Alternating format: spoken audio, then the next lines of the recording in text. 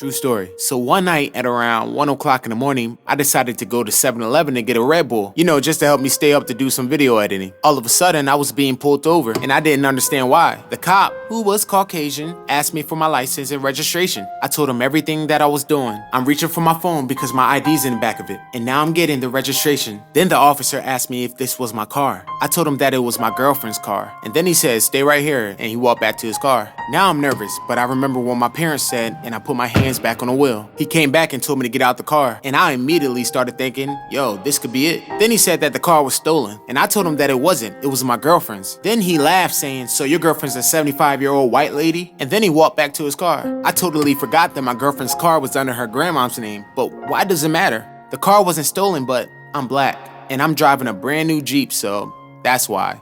And then another cop pulls up. At this point, I'm trying to wrap my mind around the fact that I did nothing wrong. And then the cop came back up to me and said, "I'm gonna ask you one more time, whose car is this?" And then I told him that it was my girlfriend's car, but it's under her grandmom's name. Then he got angry and asked why I was changing up my story. And I said I wasn't. I just forgot the car was under her grandmom's name. Then he asked me what her grandmom's name was, and I told him. At this point, he was just mad. And the only thing that's going through my mind is, yo, I just wanted to get some Red Bull. I was not expecting to be racially profiled on the way to 7-Eleven just to get a Red Bull. Then he went to his car and came back with a ticket. The ticket was for the license plate frame. I could tell that he knew I was telling the truth, and he just wanted to give me something.